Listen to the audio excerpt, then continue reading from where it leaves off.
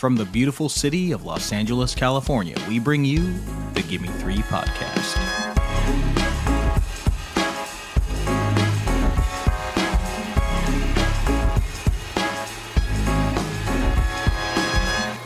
Hello and welcome, cinephiles, cinema lovers, movie appreciators, to the Gimme Three podcast, the show where we pick three films connected by one theme. I'm Nicholas Yubata. I'm joined, as always, by my wonderful co-host, Bella F. Stratus.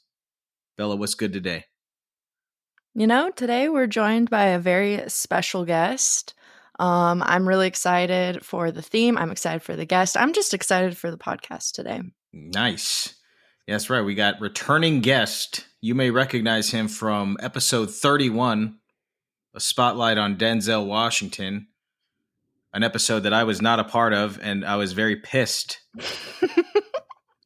very upset that there's a Denzel episode that I was not a part of. So I've got a bone to pick with this gentleman joining us today, but that's really the only reason that he's been invited back is to catch some shit from me, but it's all right.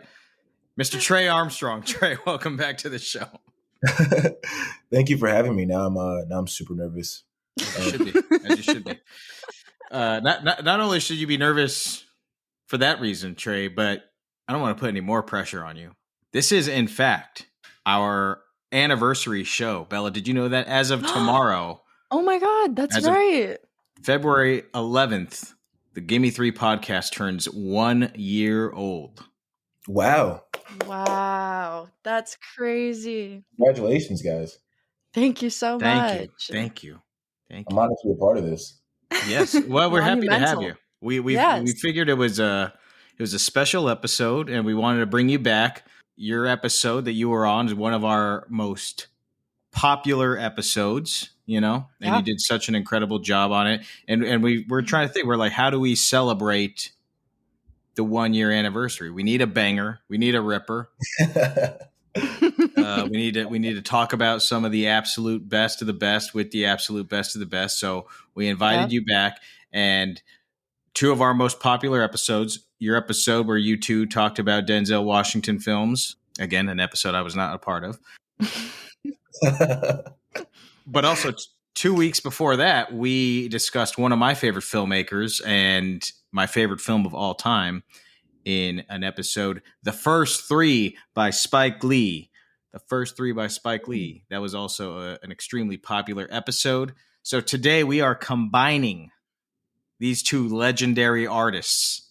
We are exploring some of their most potent collaborations, Spike Lee and Denzel Washington collabs. This is what American cinema is all about, baby. Truly. We got Inside Man, we got Malcolm X, and we got Mo Better Blues. They're all on the docket today, and we are going to be going hard in the paint on all three of these films, so consider this your official spoiler alert. Trey, any thoughts before we dive into these films? Any overall overarching thoughts? Because I know you're a big Denzel fan. Were you privy to these films prior to this discussion? Yes, I had to. In high school, we had to read the autobiography of Malcolm X as told by Alex Haley. I watched a movie with my father, I believe, when I was in high school. After I had read the book, coming back to it again was honestly, it cemented Spike Lee as my favorite American filmmaker, my favorite filmmaker in general. As I was texting Belle about the other day. But yeah, Inside Man and Mo Better Blues, I've seen Inside Man probably 8 or 9 times now. Right. Mo Better Blues I've seen probably twice now. I watched it last year by myself. So it was great to return to it. But this is my favorite filmmaker, my favorite actor. So this is a very exciting thing to talk about for me. Love it. Very nice. Yeah, I am in the middle of rereading the autobiography of Malcolm X, as told to Alex Haley, for the third time. I think I read it in high school as well. I read it when I was in my 20s, thereabouts somewhere, and now reading it in my 30s, and it packs a harder punch each time you dive back into it, as does the film. But yeah, Bella, what about you? Is this your your first go around for some of these films? It was my first go around for all of these films. Wowza. I absolutely loved them. I had so much fun, and I'm really excited to go in depth on all three of them. Yeah, watching these two work together, it's special because, you know, Spike has such a unique voice, style, artistry that is bold. Dare I say aggressive Yeah. in a very beautiful way.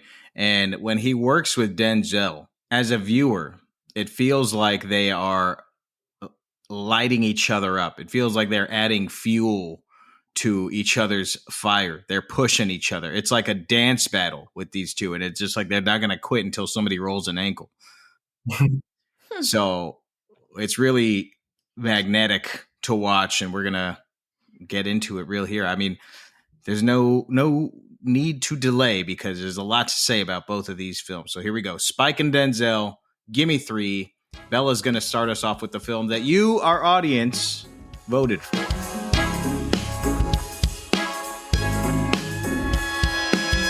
Yes. First up, we've got the 2006 bank heist thriller Inside Man, directed by Spike Lee and written by Russell Gewertz.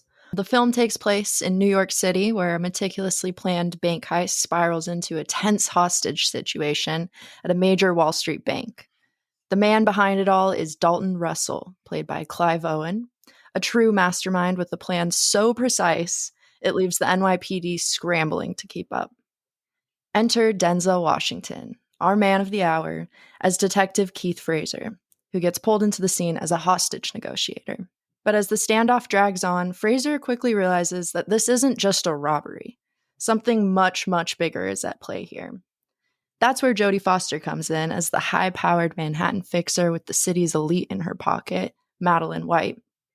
Miss White was hired by the bank's wealthy owner, Arthur Case, played by the great Christopher Plummer, and her job is to protect his safe deposit box from the robbers no matter the cost.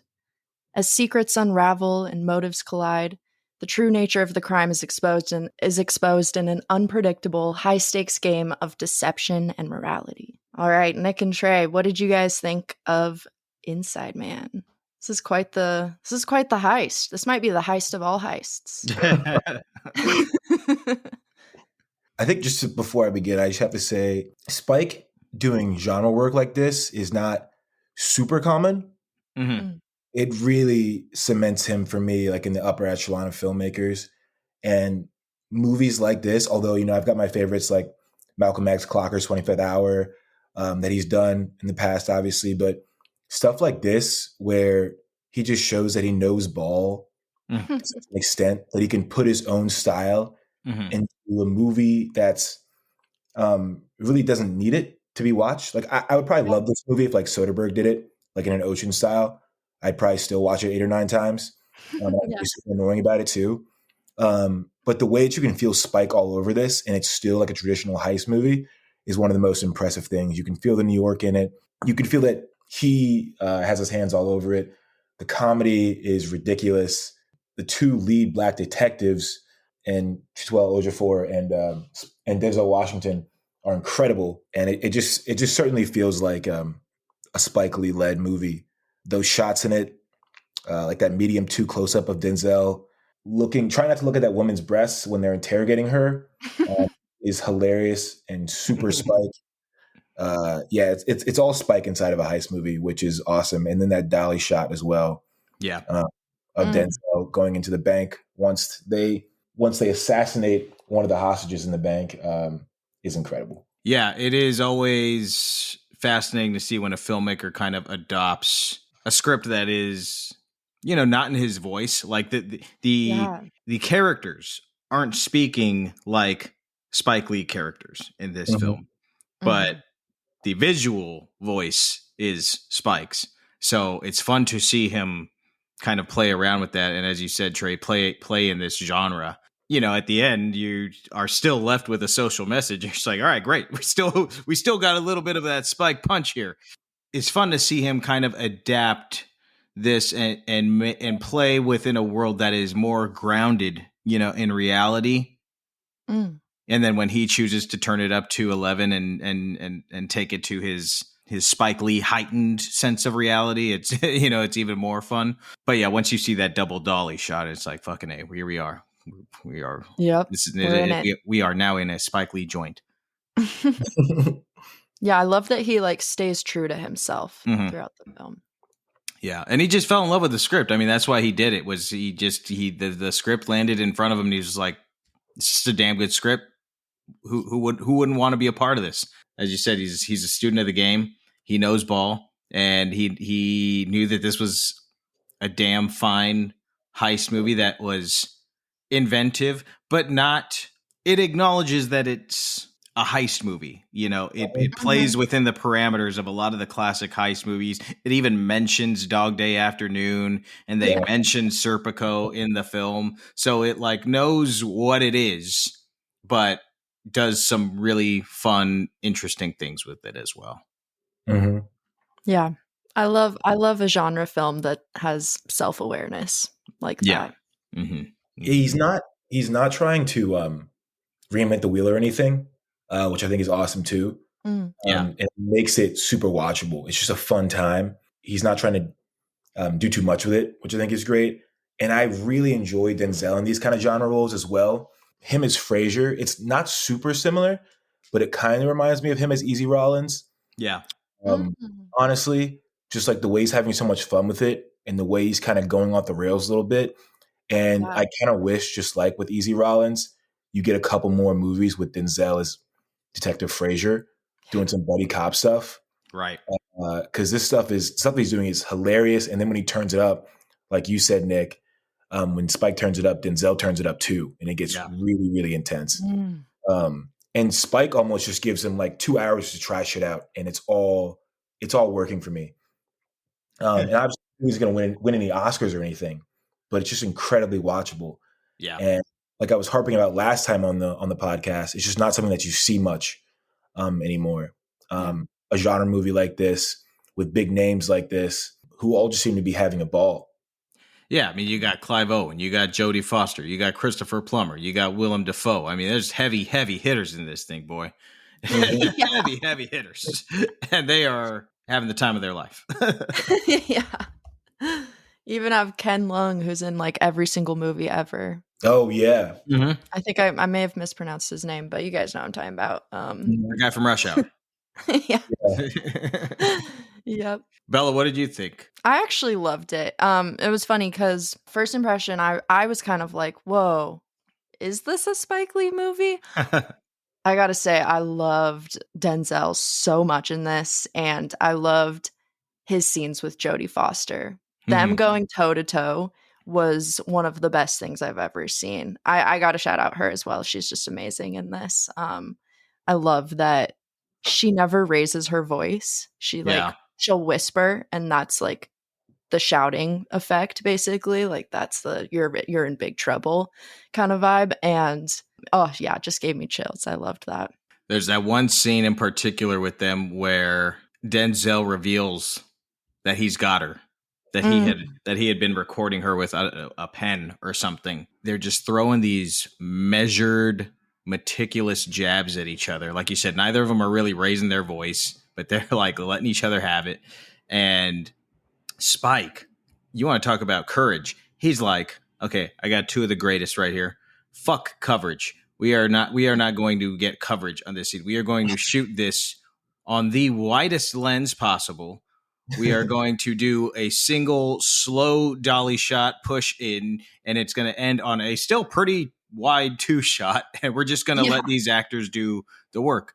And it's a strong choice. It's a sharp choice, but it's like, hey, we feel it. We feel everything, the tension building as we're moving in there. And it's like, why edit? Why cut a scene up when you've got 2 of the goats, even though you can't really have 2 goats because I guess it means greatest of all time, but 2 of the best to ever do it right there on a screen. Just let them take the reins. Yeah, I thought it's crazy to me that this is Spike Lee's highest grossing film.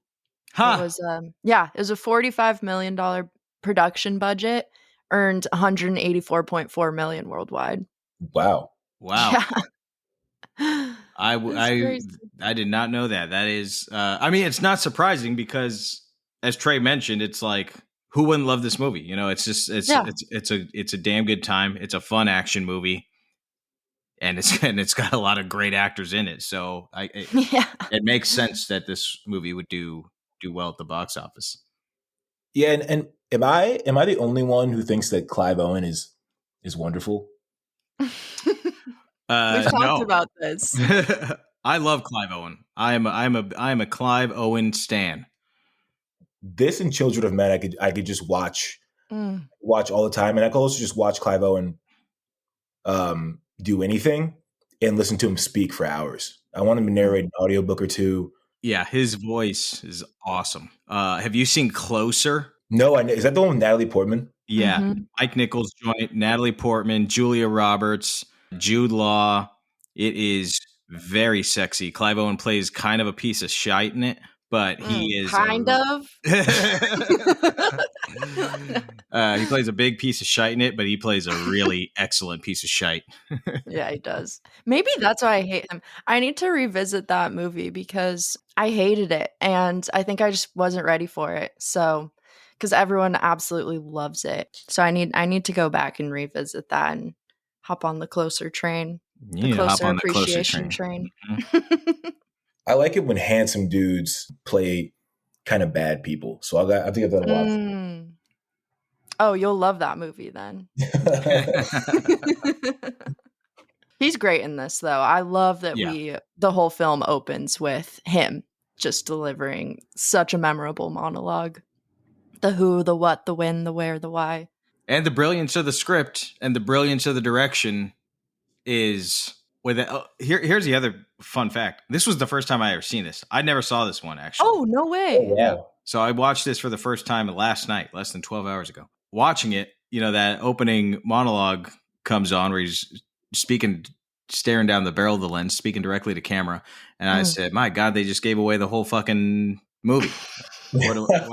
Why am I watching? Like they've in the first act, it feels like they're giving so much away, but they brilliantly are withholding so much more information. And then in the end, when he gives you the same monologue and you understand a little bit more about what's happening and where he was and what this all means, you're just like, my God, you all right, Mr. What's his name who wrote this?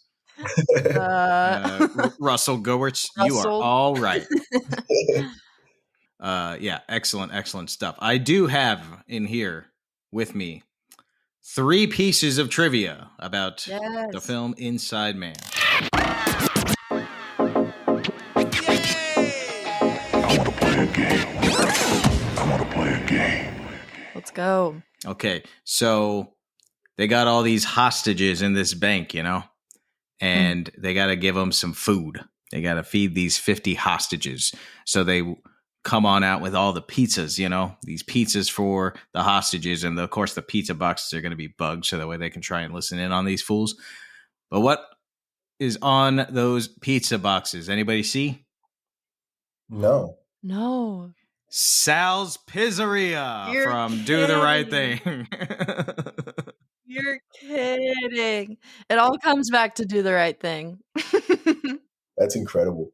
Okay. The movie was shot at using 45-degree shutter speed. Now, what that means for all the people who are like, means a shutter on the camera is only open for 45 degrees of the rotation.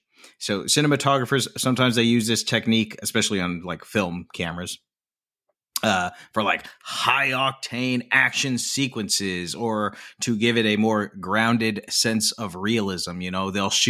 They shoot a lot of it, say, explosions at a 45-degree shutter speed. So that way there's no like motion blur and you can see as much detail of the explosion as possible.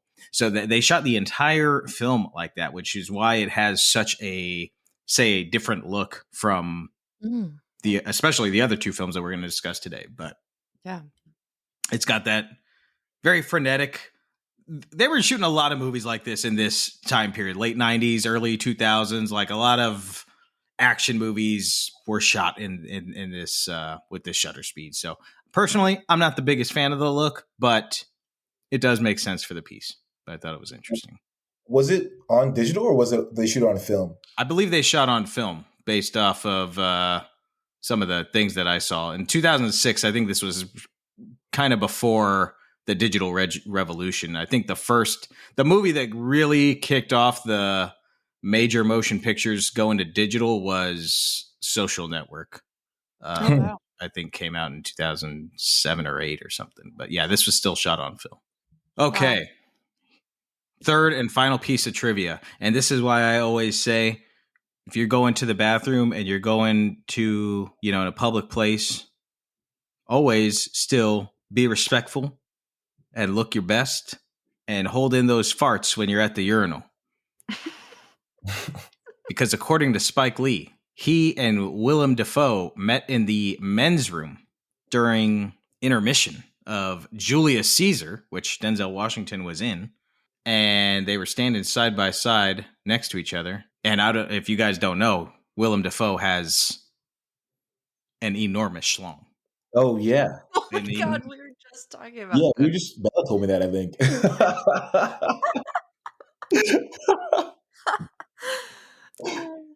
It's massive. That part is completely unrelated to the story, but I just felt like I should mention it since we're talking about that. So anyways, they're pissing side by side, and Spike said, man, we should work together. And Willem Dafoe said, yeah, Spike, we should work together.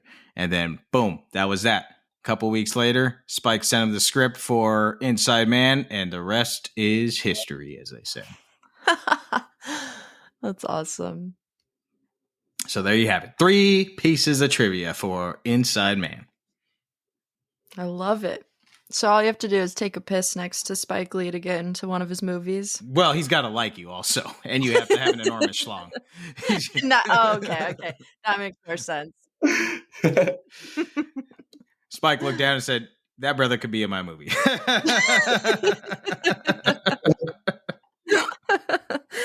I love it. I want to shout out Terrence Blanchard's score in this. Yeah.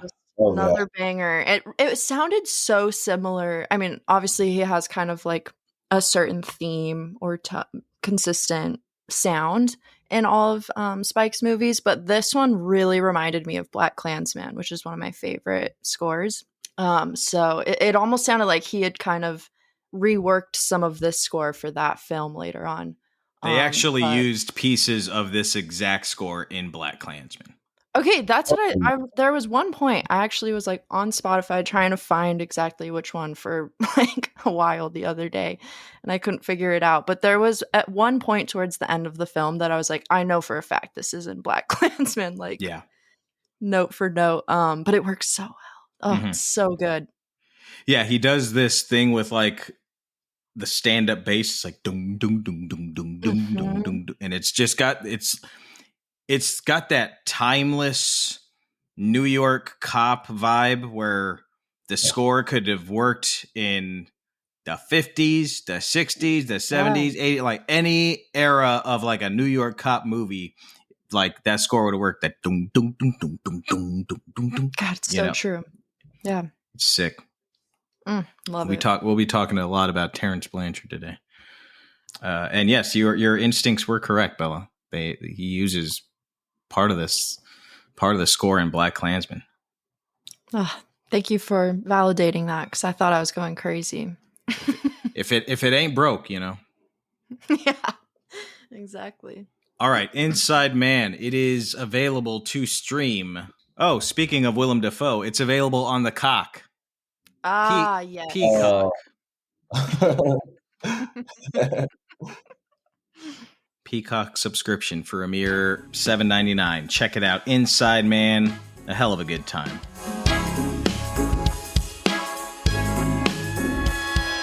All right. That takes us into Malcolm X, directed by Spike Lee. Written by Spike Lee and Arnold Pearl. Kinda. We'll get into that later. Stars Denzel Washington. It stars Angela Bassett, Albert Hall, and Delroy Lindo. And the film is of course, a story about the great activist, orator, American Malcolm X. Okay, boom. The film opens. American flag. This is an American story here. We got Malcolm talking about the injustices that the white man has bestowed on this nation and on the world. You got Terrence Blanchard. He's howling on his horn. And we're cutting back and forth between the American flag and the real footage of Rodney King being beaten by the police. So Spike is letting his audience know, this is not a story stuck in time. This is a story about then. It is a story about now. And the film is really broken into kind of three major parts. And in each part, Malcolm is influenced, let's say, by something larger than himself. He's trying to find himself throughout this entire film. And as a man in this world trying to find himself, you are liable to follow some interesting people, you know. Mm-hmm. You're liable to follow who will accept you, who is speaking truth to you, and who's making sense of this nonsensical world. Does any of this sound familiar? Mm. So in the first part, we got Malcolm. He is persuaded by America, you know, is the American dream, capitalism, and everything that America is pushing. And in the 50s and 60s, America is pushing white. Malcolm conks his hair to look so he can look more white. Malcolm is interested in white women. He is all about hustling. He's about making money. He's about getting one up. But he's got no real direction. He's got no real vision. And his ways of living land him in prison.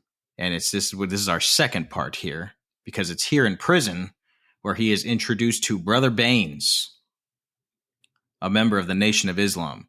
And Brother Baines opens Malcolm's eyes that he should not be trying to be more white. Why? He should be proud of his blackness.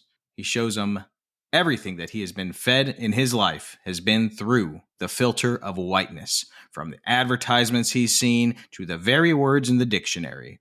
Brother Baines explains that to Malcolm that his last name, Little, was given to his family by his ancestors, but not his ancestors, slave owners. That's his slave name. So Brother Baines tells Malcolm point blank that the white man is the devil. Always has been, always will be. And, you know, when I was first watching this, when I was a kid, I was watching this movie and I was saying, like, God damn, Brother Baines, you are right. The white person is the devil. It's all true. No lies yet. There's no lies yet in the movie. Even more important than all the bold statements that Baines gives Malcolm, there is a question that he asks him that is, I think, the most important. Who are you? So Malcolm has to ask himself that. Who am I? You know, he offers him a way out through the Honorable Elijah Muhammad and the Nation of Islam. So Malcolm Little becomes Malcolm X. Gone is the boozing. Gone is the conking. Gone is the drugs. Gone are the white women. Gone is the pork. That's where I was like, all right, I've had enough. I'm out. I cannot say no to white women and I cannot say no to pork. Gone is the sympathy and empathy for anything to deal with the white race.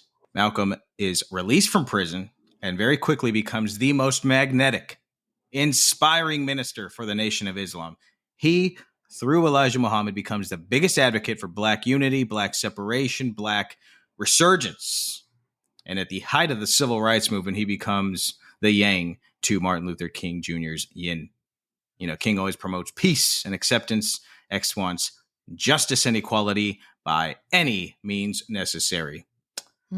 And when Malcolm speaks, you know, you're in. You're hooked. It's truth. He's so charismatic. He's so magnetic.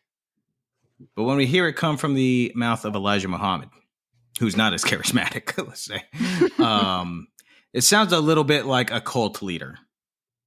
And the more we see the inner workings of this Nation of Islam, the more it starts to feel like a cult. And other people are starting to pick up on this, including Malcolm's wife. And when the Nation of Islam turns their back on Malcolm for essentially becoming too popular and overshadowing the Prophet Elijah Muhammad, Malcolm has to rededicate himself, not to the Nation of Islam, but to the more global, peaceful Muslim religion. And he travels to Mecca, where now we're in the third part here. The movie's 3.5 hours long, so I'm doing a pretty good job of, I think. Oh, yeah. So he realizes the error of his ways, and he can coexist with people from other races, and there is a way forward. He still believes in black independence and holding the white man accountable for their terrible actions throughout history. But there's a more collaborative, empathetic version of Malcolm X in America now. And it is at this point that Malcolm has just kind of stepped in it throughout his life. He is now an enemy of the United States government. He's an enemy of the Nation of Islam. But he's made peace with himself. And it's at this point Malcolm must speak his truth, while he still can, because he's got to be the best version of his American self before America itself kills him. Malcolm X. Bella, what'd you think? That was amazing. First of all, let me just say the fact that Denzel Washington lost the Best Actor Academy Award to Al Pacino for Scent of a Woman. That is ridiculous. It's just embarrassing. It is embarrassing. You see what I'm talking about, Bella, when I'm talking about the Academy Awards? Oh, yeah, this was like the nail in the coffin for me. I was like, I'm done. Fuck that. Hoo-ha. Like, come on. That's ridiculous. Hoo-ha. Yeah, hoo-ha. It made me so mad, too, because I actually, obviously, this was my first, like I said, this was my first time watching this. I thought this was an Oscar sweeping movie because it's recognized as one of the greatest films of all time. So I just had that assumption and was so shocked to see the opposite after watching it. I still can't believe it. But yeah, obviously this is a Spike Lee masterpiece. Definitely one of Denzel's greatest performances, if not greatest. I mean, he was just born to play this role. I was just absolutely mesmerized with how well he embodied Malcolm X, his mannerisms, his voice, his spirit. It's just so powerful. It's a powerful film inside and out because we've got these incredible performances. It's exceptionally well written. And the cinematography, as always in Spike Lee's films, guides or tells the story just as much as the words. So yeah, I fell in love with this film wholeheartedly. Trey, what'd you think? Or, I mean, you said you've seen it before, but this rewatch, what did it do for you? It truly cements itself as an American classic in the sense that, it tells a story of America that's essential to its own history. It's art at the highest level. It's masterful storytelling with meaningful storytelling. And I was talking to Belle about it. It seems like it's underseen. And as we were talking about with the Oscars, it feels definitely underappreciated. And I think it's because in a way, Malcolm X, especially to white Americans and the public at large, is just very hard. He's a hard figure to pacify, right? I guess, like the American public and especially the government has done to Dr. King, as you were saying, the opposite of Malcolm. Dr. King was easier to turn for the American public, easier to understand, easier to digest for large swaths of the American public. So this story in turn as well has become very hard to digest for the American public as well. I think Spike pulls no punches. I think, as you were saying with the opening, with Rodney King and the burning of the American flag into an X, that's an incredibly, I think it's an iconic opening and also an incredibly tough one for everyone to understand. It's hard to watch. And I think especially after the prison transformation, it becomes a bit of an uncomfortable movie for a lot of people.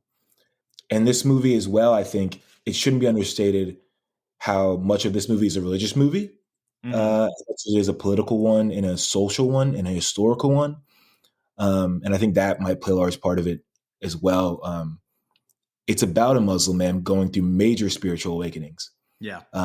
In a country that does not and has not ever really had a good relationship with, understood, or really even cared to understood Islam or its teachings, and has an extremely violent past with it.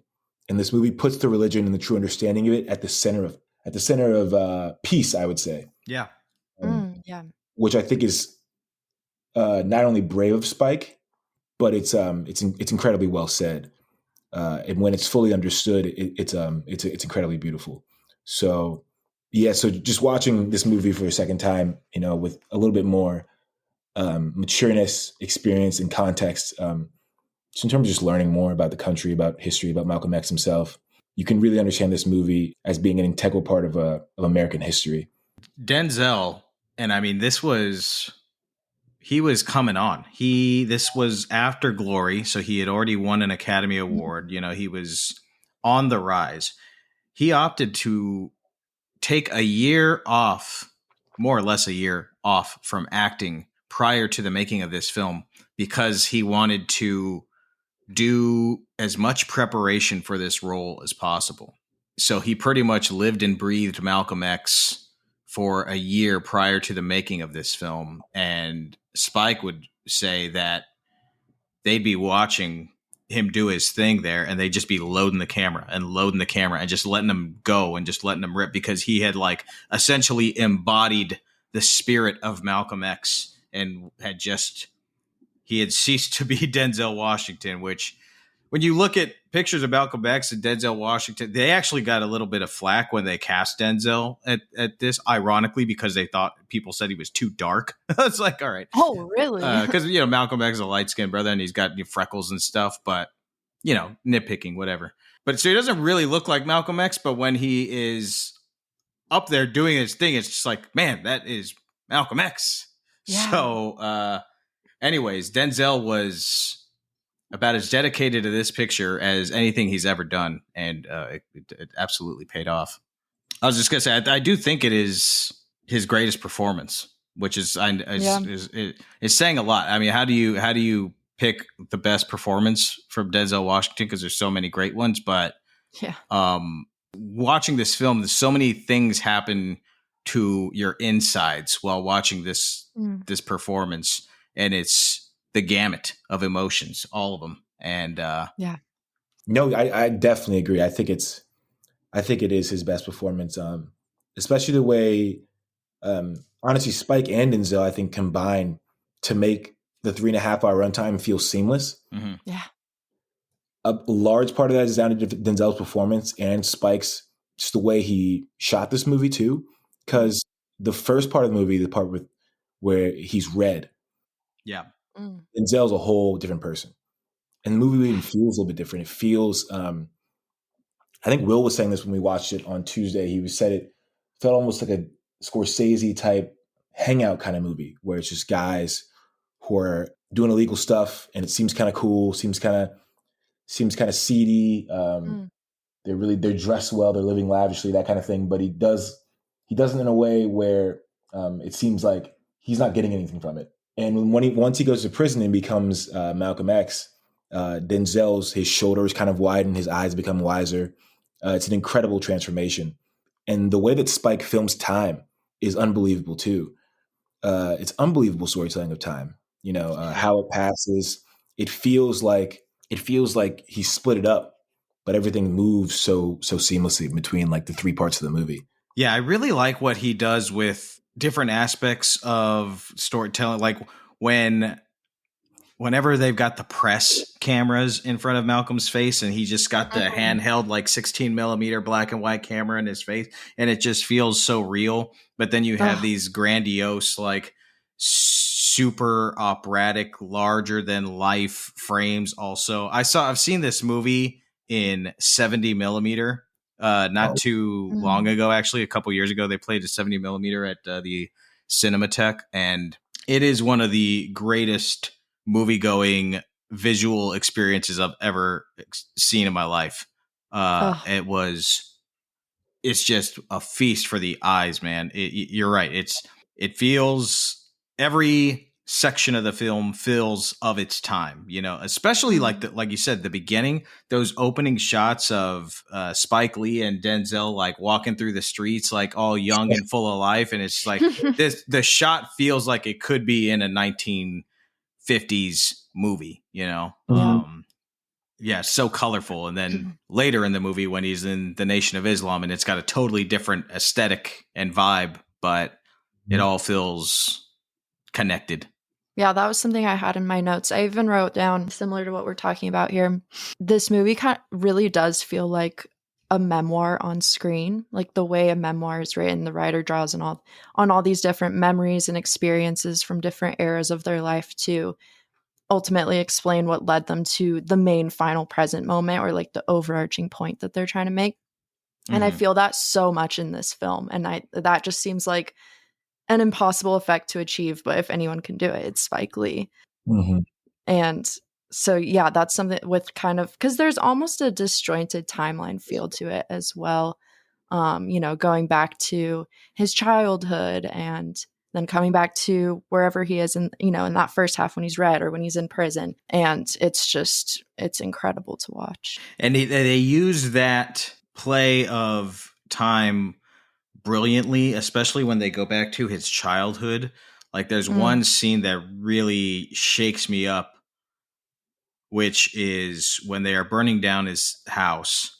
Yes. But they're also cutting back to when he was a child and they burned down his house when he was a kid. And you're just like, my God, this man is going through it again. And he's tried everything to like move past the time that he was when he was a kid and tried to better himself and do everything he can to be a better man. And it's still getting his house burned down just like he did when he was a kid. It's like, fucking hell, man, this country.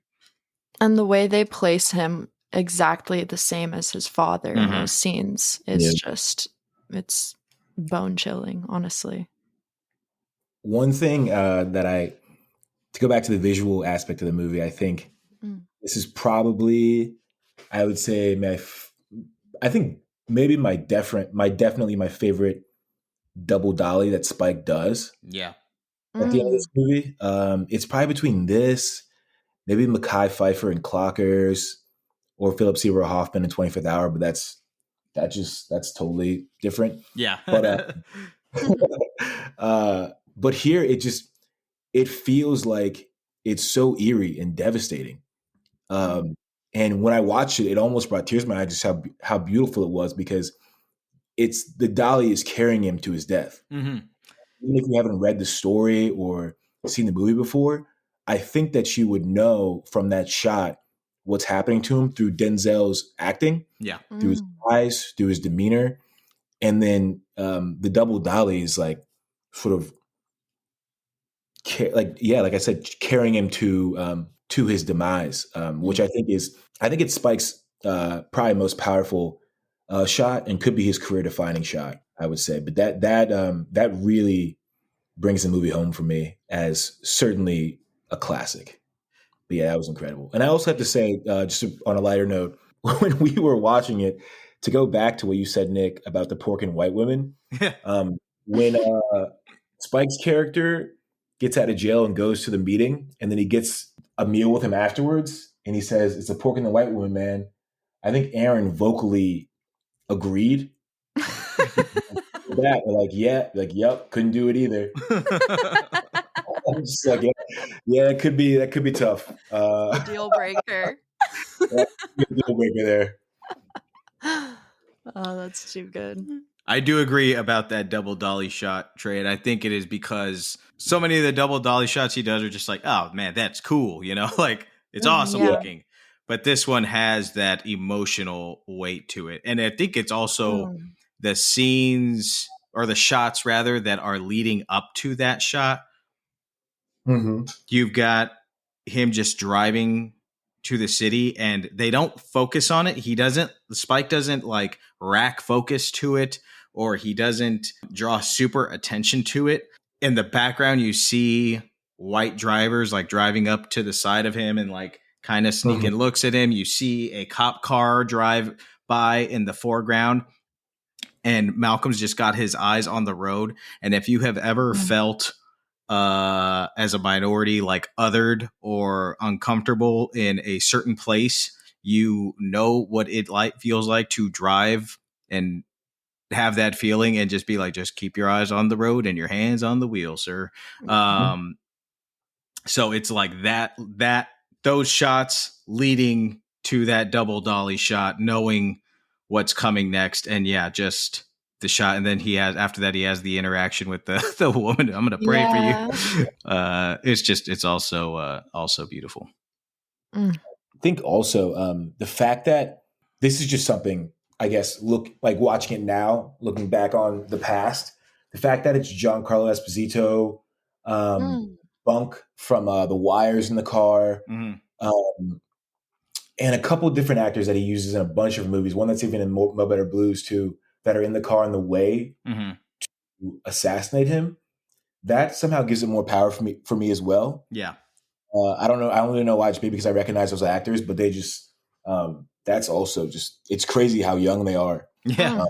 How accomplished they were up to that point too. Yeah, seriously. Yeah, Giancarlo Esposito is such a chameleon because he's in so many of Spike's movies, but he can just do it all. Like he could be the loud, abrasive person and do the right thing. He could be the funny, goofy kind of jester character in Mo Better Blues, and then this one he's just like so menacing and scary. You know?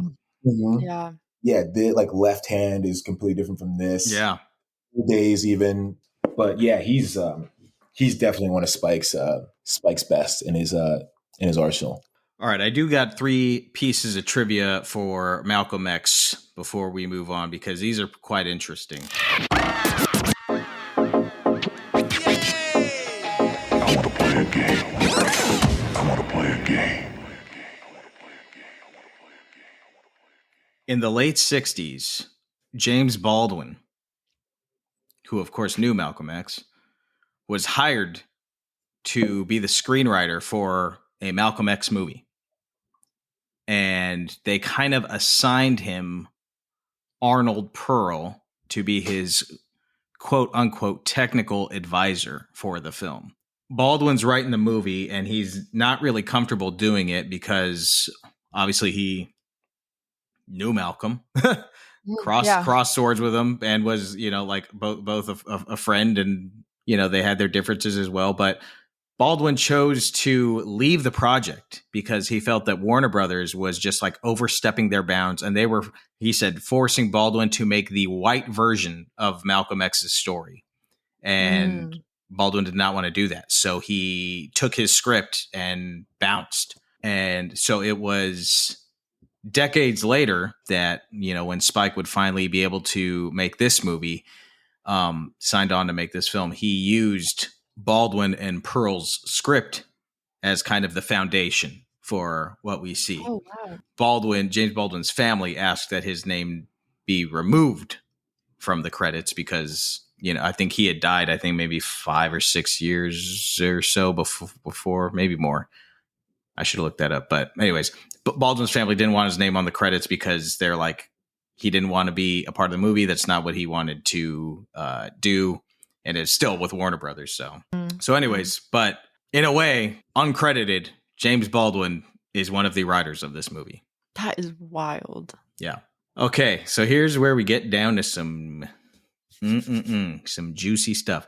So Spike Lee wanted $30 million to make this movie, which would equate to about $72 million today, which, seems reasonable considering how big this movie is. Yeah. I think they gave him 28 and then 28 million. He asked for 30. They gave him 28. Francis Ford Coppola, who has a history of having issues with Warner Brothers, was like, what you need to do is just go over budget. Francis Ford Coppola, the king of going over budget.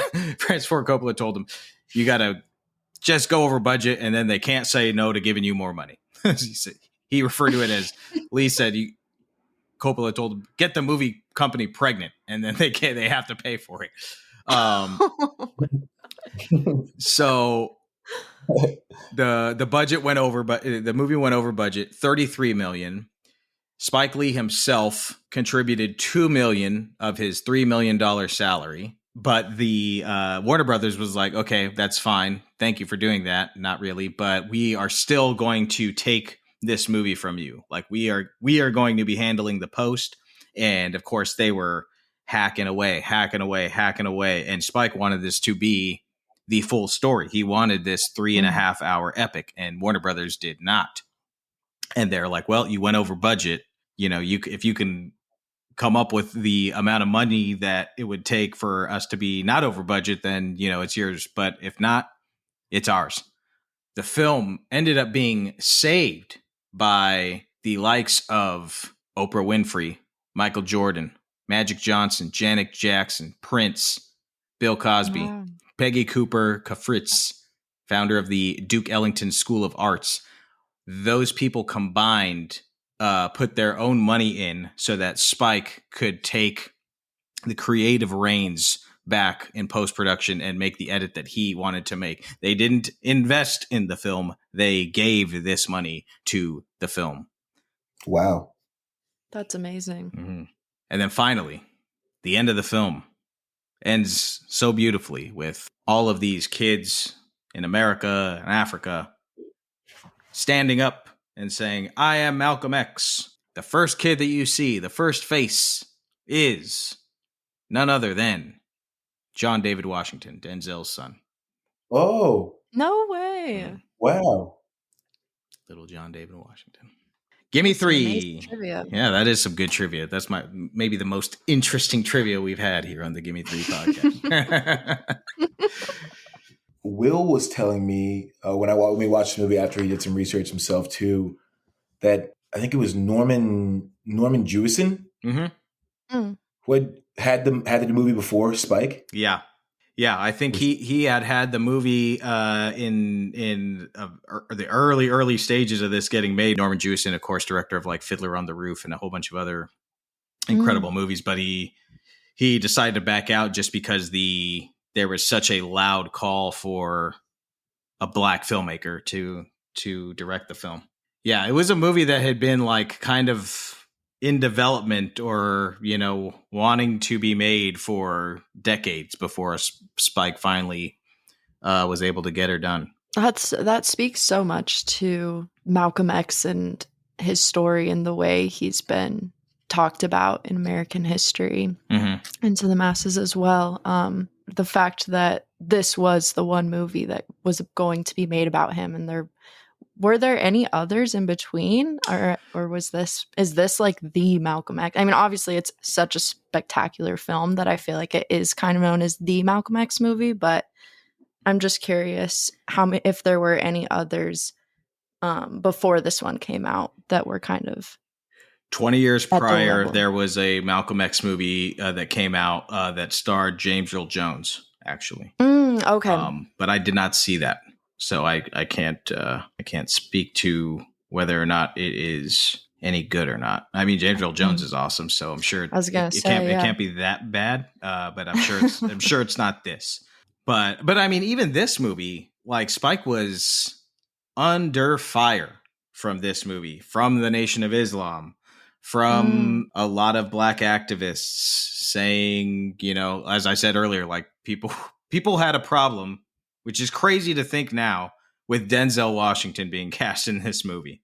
Yeah, that's so crazy. But yeah, I mean, this movie came under fire when it was in pre-production and production. And Sonja pointed out to me, which I had forgotten because I was very, very young when this movie came out.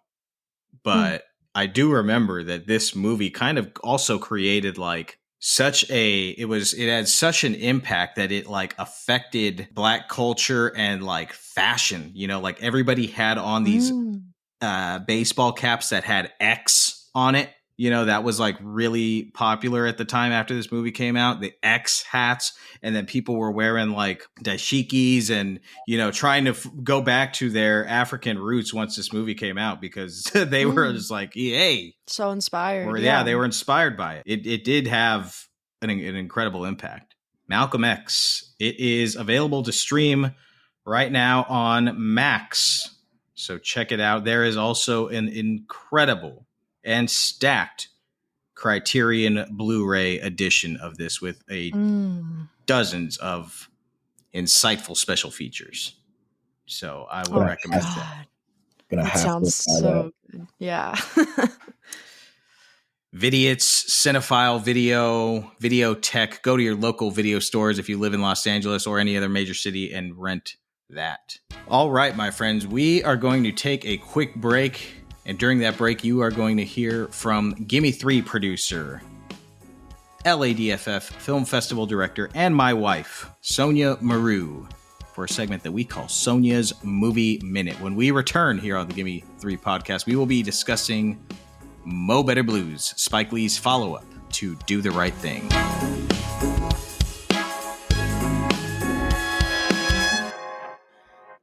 Hello, I'm Sonja, and this is my Movie Minute. The first time I saw BlacKkKlansman, it was an early afternoon screening on opening weekend in 2018. It was a packed house and the energy was buzzing. Oh, those magical pre-pandemic days. To say I loved it is an understatement. I was blown away.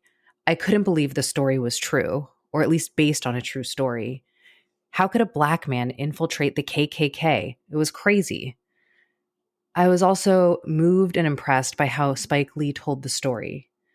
The beauty of the scenes where the black folks are together and feel safe is so intensely juxtaposed with the tension and terror of the scenes with the KKK. The ending is especially crushing because just as we get to celebrate Ron Stallworth's victory over the KKK, we see a burning cross outside his home, followed by horrifying and heartbreaking footage of the attack at the rally in Charlottesville, Virginia, which happened just 1 year before the film came out. And then, of course, it's also insanely funny throughout, thanks to the writing and the performances of Paul Walter Hauser and John David Washington. One of the most exciting things about watching BlacKkKlansman was witnessing Spike Lee collaborate with Denzel Washington's son, John David Washington. Spike and Denzel's work together is legendary and produced one of the most important films ever made, Malcolm X. So seeing John David join the team in a film like BlacKkKlansman, where it feels like they're continuing the conversation started in Malcolm X, was profound and touching. It's also an unforgettable role that instantly made John David a star. At times, the performance demands such a bold sense of comedy, like every time he's on the phone with David Duke doing his white Ron Stallworth voice, or should I say white Ron Stallworth voice. At other times, it requires a restrained fury as he bears witness to the actions of the KKK and racist coworkers, but can't act out against them. And he also gets to be a charismatic and respectful romantic lead in his scenes with Patrice. I can't wait to see Spike Lee and John David Washington collaborate again, and I'm sure they will. Maybe Denzel will be in it too. Though I get the impression he likes supporting his children while giving them the space to forge their own paths. What a great dad.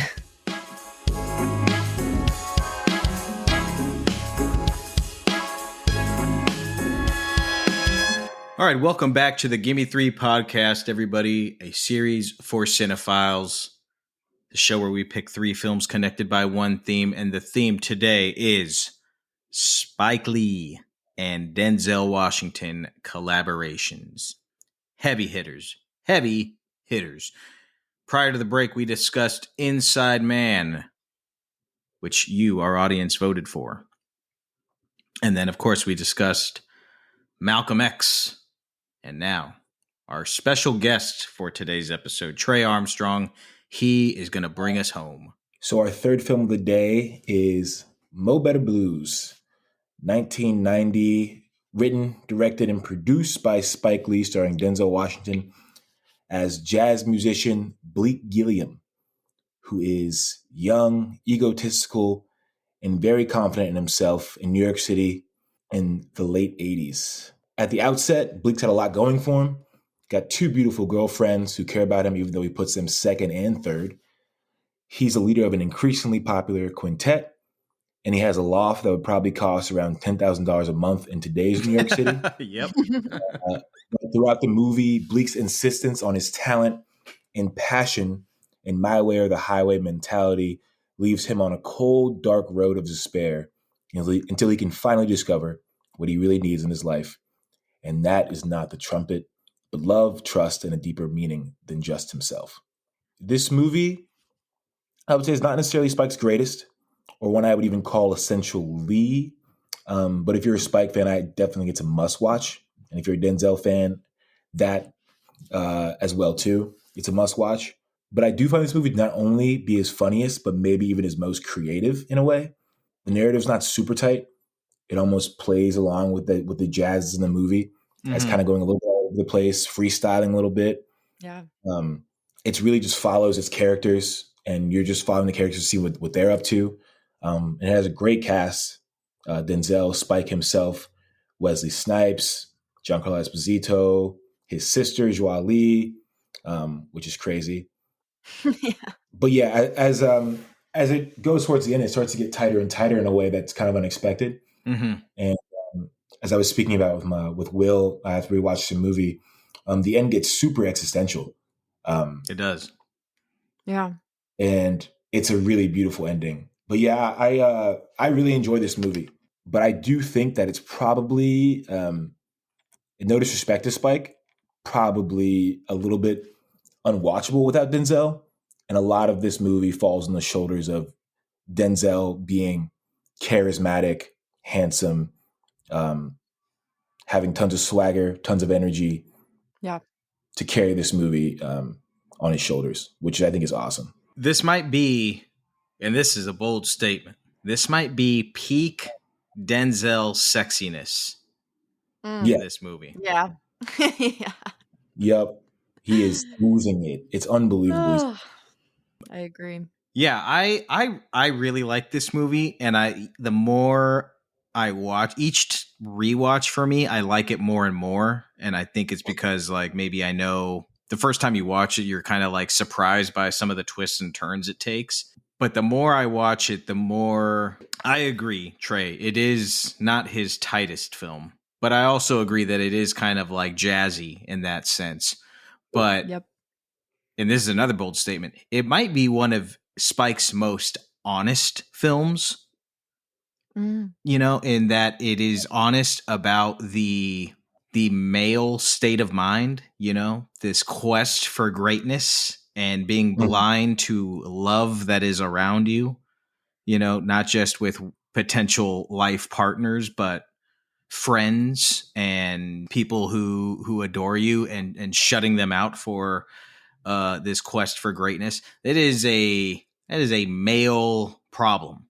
Spike is very open in this film, I think, about the egotistical man. And maybe there's a little bit of him in this role. I agree with that, definitely. And, you know, I think when the man is finally able to look beyond himself and find this love, the love supreme, as they say in the film, I think it does have a beautiful message, even though the journey to that message can be sometimes a little hard to watch because the lead character is not like, he's not polished. He's not like the Hollywood polished archetype of a leading man. He's kind of he's a dick. Yeah, he sucks. Yeah, he's a shitty dude. But I don't know if you guys have read the news lately or you know, paid attention to history, but dudes suck. Dudes be sucking. Yeah. I feel like if you knew Bleak in real life, you'd probably hate him, but you'd also really envy him as well. You'd be like, damn, that guy's talented, but he's such a fucker. Yeah, exactly. Yeah. Yeah. I kind of thought of this movie as like the male or masculine version of She's Gotta Have It. Totally. Kind of what you were saying. Yeah. Like, you know, his selfish self-discovery through his creative process and writing and playing his own music, but then it kind of just leads him to pain and chaos, and ultimately leads him to a point where he can no longer even play. But like you said, Nick, once he accepts that supreme love, accepts Indigo's love, then, you know, it takes him to a place of happiness that I feel like he never imagined for himself. Like it's a life that he never imagined for himself, but it's almost like the better one, if that makes sense. But I thought that was interesting, especially having Joie Lee as one of the lovers as well. I wish she was still like acting a lot. I just love Joie Lee and everything she does. Her eyes are just they just pull you in. My God. I love her. She had so much chemistry with Denzel too. Like you could they were just so cute in this. That scene where he's like, I want to bite your neck. I'm just like, no. I was like, stop, this is the cutest thing I've ever seen. And then he goes and is a piece of shit. But it's just how men go, I guess, sometimes. Yeah, this was my favorite out of the three, I think. Well, I don't know. I think it's kind of a bold statement, but I think this is either my favorite or tied for my favorite Spike Lee joint. Wowee. Alongside Do the Right Thing. Yeah. I loved this movie. I loved every single aspect of it. And I knew I was going to love it literally from the title card and like the opening credits. I was like, oh, yes, let's go. This is my kind of shit. It's just so mesmerizing. And I love that you guys both pointed out that this movie just is jazz, like the improvisation of it all. It's very experimental in a way, stylistically, like in the filmmaking process, but even just the way Bleak goes about his life, like he's almost just like his life choices are like based on emotion or however he's feeling in that current moment, and he doesn't really seem to see or make decisions past that. He's almost like a child. Like, and then the fact that he can't seem to separate himself from his instrument is so fascinating to me, especially because when you think about it, it makes sense for this particular instrument because he can't play the trumpet without his lips. Like, it takes two. And so that was one of my favorite, just that kind of psychology was one of my favorite aspects of the film as well. And it is stylish as hell. Like you said, Trey, it is in the creativity category. He's just having fun with the lighting and the shots, and that scene where they the two gangsters pull Giant, played by Spike Lee, pull him out to the alley and are beating the holy shit out of him. I mean, this is one of the most brutal fight scenes you'll ever see, but the camera work is part of it, because they're like doing these like fist POVs and just like the angles in which they show the violence hide the violence, but they make it feel more violent and more impactful. Really cool, inventive shots in this. Yeah, I think he threw everything in the kitchen sink at this one in terms of style. Crazy Sam Jackson shout too. Yeah. I was so shocked. I'm like, what the hell? But yeah, I think this is the first time that he uses the double dolly too for himself, which is hilarious. Yeah. Oh yeah, that scene is so funny. The stuff that he's doing with the camera movement as well. There's a couple of oneers that aren't like these like super long one takes, but like they're just following the band through the hallways as they're sort of just like talking and riffing or whatever. That stuff's awesome. It almost feels like you're watching a live show. Right. Yeah. They get off stage, you follow them backstage, they sit in the back, fight or whatever. That stuff is incredibly creative. But yeah, he is just cooking. Yeah, like I said, I think it's his most creative movie. Did you guys notice that before we see Samuel L. Jackson the first time on screen, they're playing the radio. The film is like has the radio on, and it's Samuel L. Jackson DJ from Do the Right Thing. And that's the truth, Ruth. Yeah. I was like, that doesn't make sense. Doesn't have to make sense if it's cool. Yeah, agreed. It's like, I'm here for it. I think that's with the love scene where he's singing, doing the different, like the rapping and the acting. That's incredible out of Denzel as well. Yeah. It is just so cool. You can't take your eyes off him for the entire, I think it's like a 5-minute scene, 5-minute song. And it's just, which is incredible. And I think Wesley Snipes too, honestly, that's someone who sort of faded into history, but he's an incredible actor. He's great in this movie. Hello to Denzel. The whole cast, the whole band. You got Bill Nunn in there. He's like really funny in this. Like it's everybody's Giancarlo Esposito, who we mentioned. Like it's a great ensemble. Do we know if what they're doing is improv? Because a lot of it feels like they're improvising when they're in the dressing room together. Not Oh, all yeah. really like they're just kind of just riffing with each other. Yeah, there are a lot of these scenes were improv, and for me, they work. I think that was what a lot of the criticism for this film when it came out was that those improv scenes, like some, all not all improv scenes are created equal. But for me, these work because they felt so genuine and real. So I just felt like I was in the room with them, and it for me, a great improv scene should make me forget that I'm watching a movie for a second and disappear into the scene. At the same time, learn a little something about the characters, which Yes. these improv scenes do. A lot of like improv scenes in comedies don't do that for me because they're just like, ooh, I want to tell these jokes. It's like, well, Right. jokes only work if they're in service of something. So I don't have 3 pieces of trivia for this one. But what I do have are Gimme 3 dubs. You know what a dub is, Trey? No, what is a dub? It's a W. Gimme 3 dubs. That means watch with weed.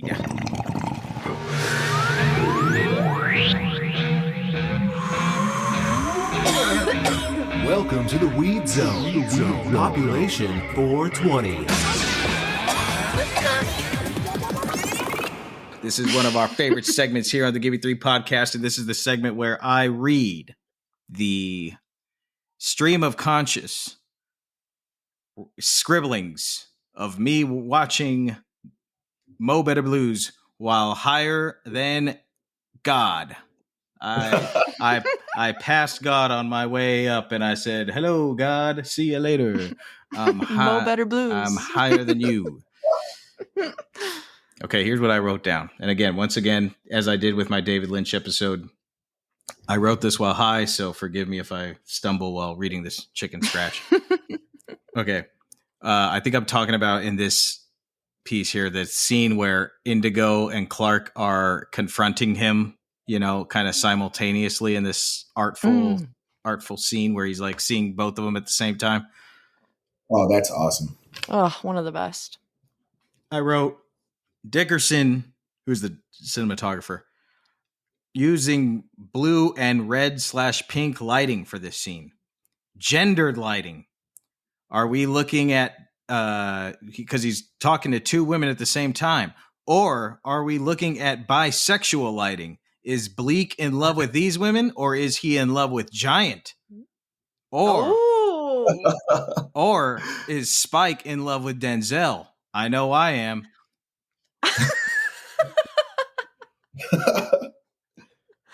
Yes, the bisexual lighting in that scene. Chef's kiss.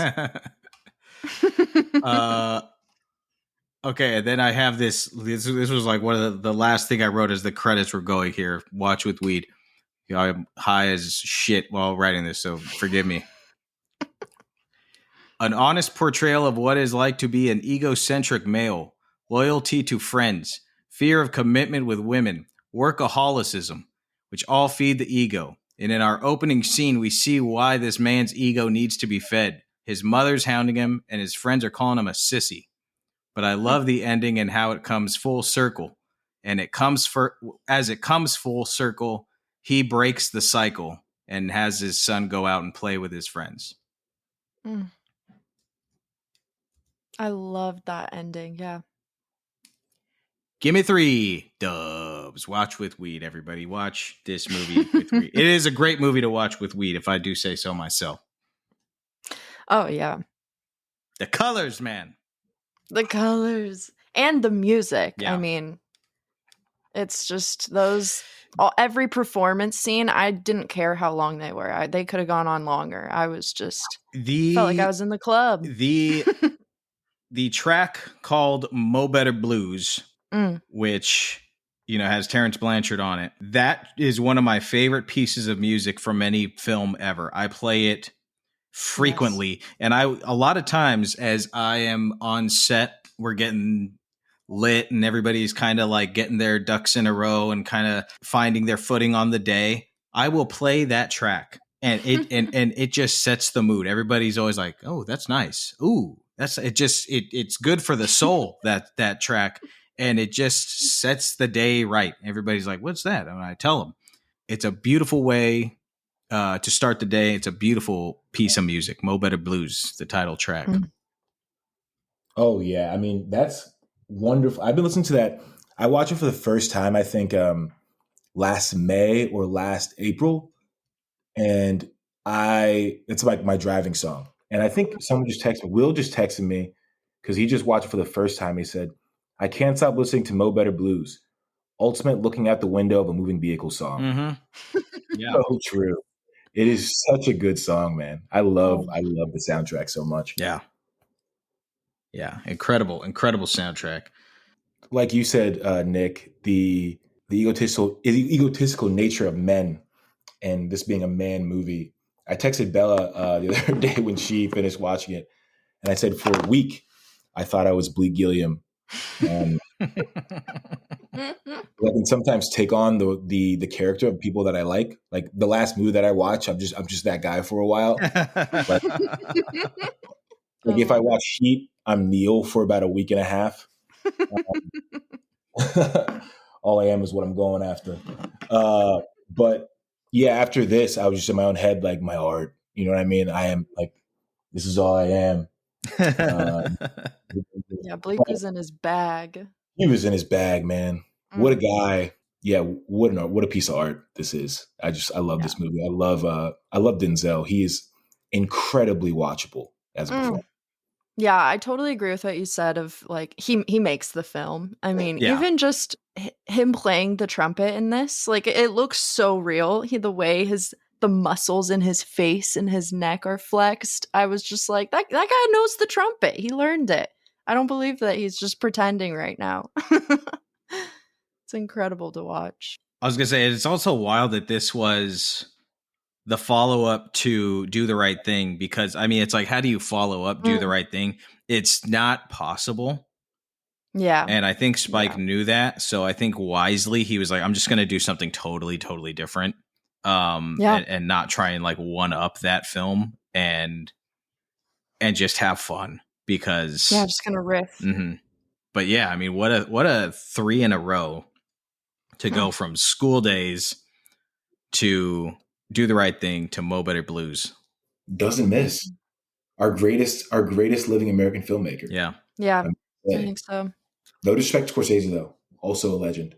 Hey, you know who taught Spike Lee? Yeah, Scorsese. That's what Bell was. Scorsese, yeah. Well, Trey, you have an open invitation, brother. You can come whenever you want. Thank you very much. So long as you don't do any more Denzel Washington episodes without me.